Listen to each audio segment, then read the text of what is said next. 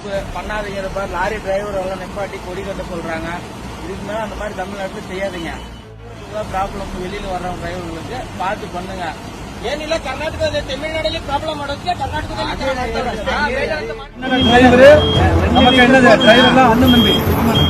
எதுவும் பிரச்சனை பண்ணாதீங்க. தமிழ்நாடு காடி கர்நாடகா வந்தா எங்களுக்கு பிரச்சனை பண்றாங்க. நீங்க அங்க எதுவும் பிரச்சனை பண்ணாம கரெக்டா பார்த்து. கர்நாடகாவுக்கும் தமிழ்நாட்டுக்கும் இந்த கொடி பிரச்சனை வந்து இப்போ சமீப காலமாக போயிட்டுருக்கு. இதுக்கு வந்து மையப்புள்ளி யாருன்னு பார்த்தீங்கன்னா இந்த டிடி வண்டியோடைய இந்த ஓனர்களும் அதோடைய டிரைவர்களும் தான் காரணம் சொல்லி சொல்லப்படுது. என்ன அப்படின்னா ஆன்மீக பயணமாக போகிற இந்த டிடி வண்டியை சேர்ந்த டிரைவர்கள் வந்து கர்நாடகாவுடைய இந்த சிகப்பு மஞ்சள் கொடியை வந்து கட்டிட்டு போகிறது வந்து தமிழர்களுக்கு வந்து ஒரு எரிச்சலை உண்டாக்குது அப்படின்னு சொல்லப்படுது.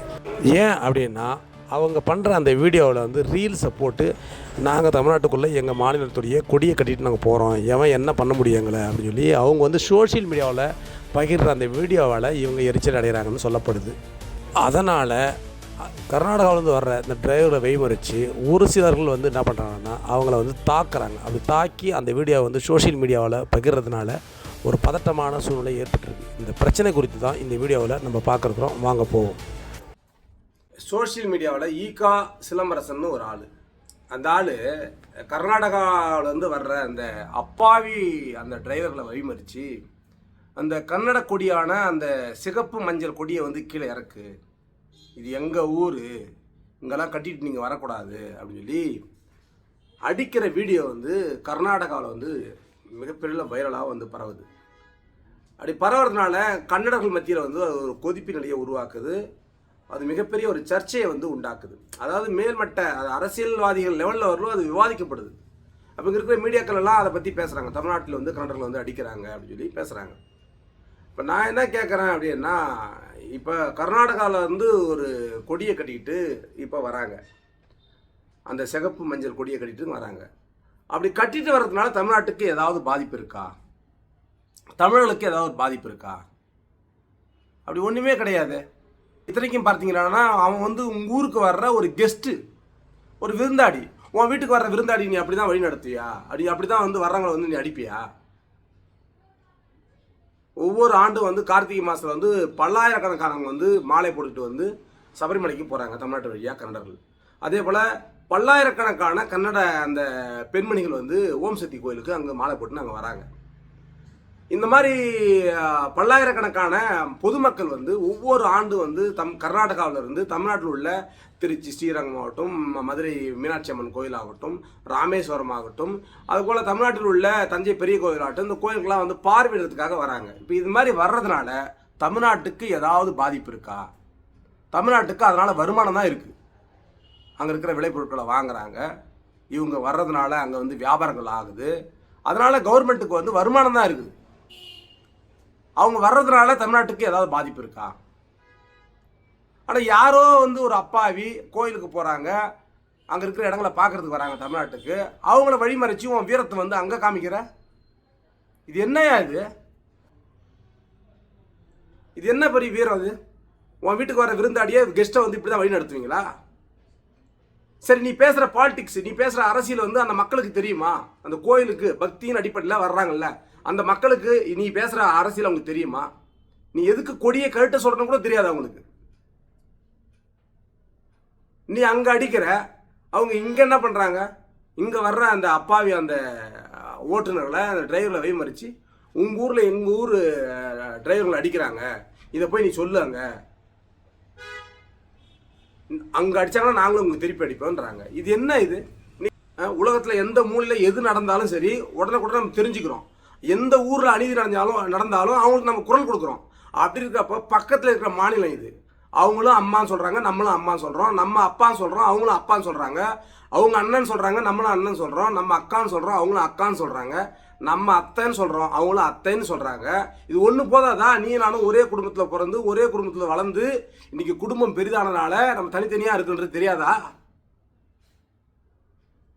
ஒரே தாய் பாசத்துலேருந்து வந்தவங்க ரெண்டு பேரும். இது ஒன்று போதாதா? நாமளும் அவங்களும் வந்து ஒரே குடும்பத்தில் வந்தவங்கன்னு. ஒரே ரத்தம், கன்னடர்களும் தமிழர்களும் வந்து ஒரே ரத்தம். அப்படி இருக்கப்போ அவங்க அங்கே வரும்போது அவங்க அடித்து நீ வீடியோ எடுத்து போடுற, சர்வசாதாரணமாக போடுற, உனக்கு பின்னாடி 50 பேர் இருப்பானா? இந்த ஈகா சிலம்பரசன் நான் கேட்குறேன். உனக்கு பின்னாடி 50 பேர் இருப்பாங்களா இல்லை 100 பேர் இருப்பாங்களா? ஆனால் நான் கர்நாடகாவில் 1 கோடி பேர் நாங்கள் இருக்கோம். 1 கோடி தமிழர்கள் நாங்கள் இருக்கோம். இந்த 1 கோடி தமிழர்களும் முழுக்க முழுக்க நாங்கள் வந்து ஒரு கன்னடர்கள். கர்நாடக மண்ணுக்காக, கன்னட மண்ணுக்காக விசுவாசமாக இருக்கக்கூடியவங்க நாங்கள். இந்த மண் உருவாவதற்கு நாங்கள் வந்து ரத்தமும் சதயமாக உடைச்சி இந்த மண்ணை வந்து கட்டி எழுப்பியிருக்கோம் அப்படின்னு நம்பக்கூடியவர்கள் இந்த கன்னட தமிழர்கள். பல நூற்றாண்டுகள் ஆயிடுச்சு எங்க தமிழ்நாட்டுக்கும் அவங்களுக்கும் உறவு இல்லாமல் பல நூற்றாண்டுகள் ஆன தமிழர்கள்லாம் கர்நாடகாவில் வாழறோம். அப்படி நீ அங்கே அடிக்கும்போது இந்த மண்ணுக்கு விசுவாசமாக இருக்கிற 1 கோடி தமிழர்களுக்கு எதிராக இந்த கன்னடர்கள் என்ன பண்றாங்கன்னா அவங்களுடைய வெறுப்பை இவங்க மேல காமிக்கிறாங்க. ஏன் நீ அங்க அடிக்கிறதுனால உன்னை திரும்பி வந்து அடிக்க முடியாததுனால அந்த வெறுப்பு இங்க எங்க காமிக்கிறான்? இங்க வந்து காமிக்கிறான். சம்பிகை தேட்டர்ல வந்து காமிக்கிறாங்க, ஸ்ரீராம்பூர்ல வந்து காமிக்கிறாங்க, டானி ரோட்ல வந்து காமிக்கிறாங்க, கலாசபாளையத்தில் வந்து காமிக்கிறாங்க. அங்கெல்லாம் தமிழர்கள் வந்து தொழில் செய்துட்டு இருக்காங்க. கன்னடர்களோடு நம்ம நட்புறவோடு இருக்காங்க. அவங்களும் வந்து அண்ணன் தம்பியாக தான் வாழறாங்க. அப்படி இருந்தாலும் கூட அந்த வெறுப்பு வந்து அங்கே பண்ணுற செயல்னால இவங்களுக்கு வந்து ஆட்டோமேட்டிக்காக வருது. இப்போ கடந்த காலங்களில் காவேரி இஷ்யூனால தான் இவ்வளோ பெரிய வெறுப்பு ஏற்பட்டது. இன்றைக்கி தான் அது காவேரி மேனேஜ்மெண்ட் போர்டு ஏற்படுத்தப்பட்ட பிறகு, இன்றைக்கி வந்து சென்ட்ரல் கவர்மெண்ட்டுடைய கட்டுப்பாட்டின் கீழ் வந்த பிறகு இன்றைக்கி ஓரளவுக்கு அந்த சிக்கல்லாம் தீர்ந்துருக்குது. ஒரு புரிதல் வந்திருக்குது இப்போ 2 மாநில மக்களுக்கும். அப்படி இருக்கப்போ மறுபடியும் வந்து நீங்கள் சிகப்பு கொடியை கட்டிட்டு வராத, நீ மஞ்சள் கொடியை கட்டிட்டு வராதுன்றது இது என்ன? இது அந்த கொடியை கட்டிட்டு வரதுனால தமிழ்நாட்டு நிலத்துக்கு ஏதாவது பாதிப்பு இருக்கா? பல நூற்றாண்டுக்கு முன்னாடியே வந்து அங்கே வந்து குடியேறின கன்னடர்கள் வந்து தமிழ்நாட்டில் வந்து தமிழ் மொழிக்கு ஆதரவாகவும் தமிழுக்கு ஆதரவாகவும் நீடிச்சு நிலைச்சி வாழ்ந்துட்டு தான் இருக்காங்க. கிருஷ்ணகிரி மாவட்டம், தருமபுரி மாவட்டம், சேலம், ஏன் நான் வந்து திருப்பரங்குன்றம் போயிருந்தேன். அங்கே ஒக்கலிகா சங்கா அப்படின்னு சொல்லி சங்கம் வச்சுட்டு நடத்திருக்காங்க கன்னடர்கள். அதுவும் தமிழில் எழுதியிருக்காங்க.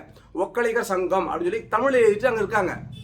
அப்போது பல நூற்றாண்டுக்கு முன்னாடி வந்த கன்னடர்கள் வந்து தமிழ்நாட்டில் வாழ்ந்திருந்தாலும் கூட அவங்க தமிழ்நாட்டுக்கு விசுவாசமாக தான் இருக்காங்க. அதே போல தான் தமிழ்நாட்டிலிருந்து வந்திருந்தாலும் கூட கர்நாடகாவுடைய பூர்வீக தமிழர்களாக இருந்தாலும் கூட கன்னட மண்ணுக்கு வந்து இவங்க விசுவாசமாக தான் இருக்காங்க. அப்போது அந்தந்த மண்ணில் வாழ்கிற மக்கள் அந்தந்த மாநிலத்துக்கு வந்து விசுவாசமாக தான் இருக்காங்க.